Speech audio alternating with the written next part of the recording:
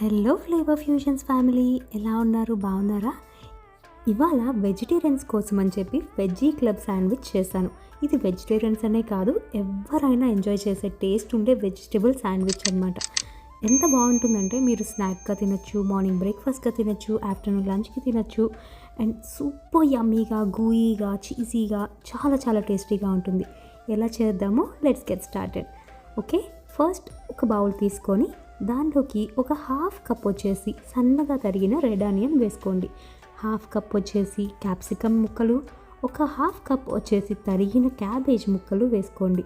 ఇప్పుడు ఉడకపెట్టిన half cup corn వేసుకోండి. Sweet corn అయితే బాగుంటుంది, సో చూసి వేసుకోండి. ఇప్పుడు సాల్ట్ ఏమో తగినంత, ఎక్కువ వేయొద్దు ఎందుకంటే మనం చీజ్ మేయో కూడా వేస్తాము, సో తక్కువ వేసుకోండి. ఇప్పుడు కొంచెం పెప్పర్, ఒక హాఫ్ టీ స్పూన్ పెప్పర్ వేసుకొని ఒక హాఫ్ కప్ మోజ్రెల్లా మాత్రమే వేయండి. నెక్స్ట్ వచ్చేసి మేయో, నేను లైట్ మేయో వేసాను ఒక హాఫ్ కప్. మీది ఫుల్ ఫ్యాట్ మేయో అయితే కొంచెం చూసి వేసుకోండి, మీకు పర్వాలేదంటే ఓకే. ఇప్పుడు ఏం చేస్తారంటే ఒక హాఫ్ టీ స్పూన్ ఆరిగానో వేసుకోండి. ఇంకొకటి half teaspoon chilli flakes మీకు స్పైస్ లెవెల్ ఎక్కువ కావాలి అంటే కనుక ఇంకొంచెం 1 టీ స్పూన్ వేసుకున్నా పర్వాలేదు. ఇన్ కేస్ కిడ్స్ కోసం చేస్తున్నారు అంటే హాఫ్ టీ స్పూన్ సరిపోతుంది. ఇప్పుడు మొత్తం కలిసేలాగా మిక్స్ చేసుకోవాలన్నమాట. మిక్స్ చేసి పక్కన పెట్టుకోండి. నెక్స్ట్ ఏం చేయాలో చెప్తా. నేను శాండ్విచ్ మేకర్లో చేస్తున్నాను ఇవాళ వెజిటేబుల్ శాండ్విచ్.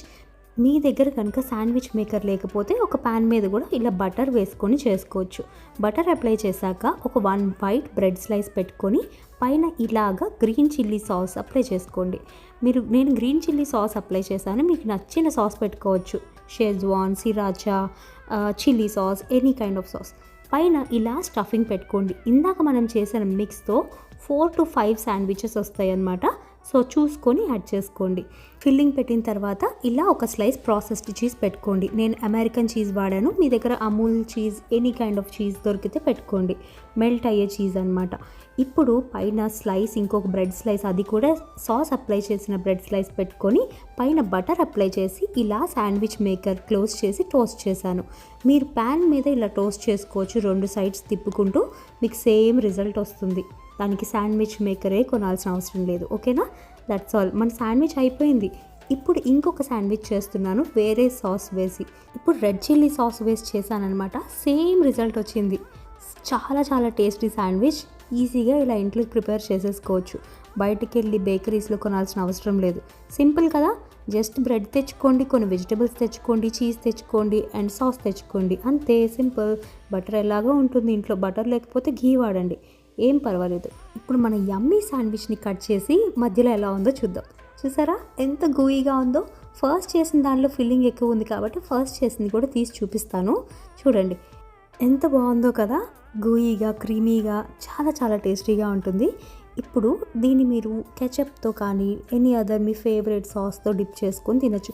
అసలు సాసే అక్కర్లేదు నన్ను అడిగితే, ఉత్తగా తిన్నా కూడా అదిరిపోయే టేస్ట్ వచ్చింది, అంత బాగుంది. మీకు ఇన్ కేస్ మీ కిడ్స్ కన్నా వెజిటేబుల్స్ తినకపోతే ఇలా ట్రై చేసి పెట్టండి. They just love this sandwich for sure.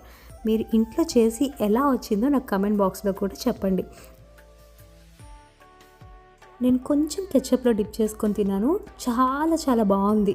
అసలు ఉత్తగా ఎలా ఉందో చూపిస్తా చూడండి. ఇలా కట్ చేస్తే చూసారా స్ట్రింగ్ చీజ్ ఎలా వచ్చిందో? ఊజ్ అవుతుంది చీజ్ కూడా.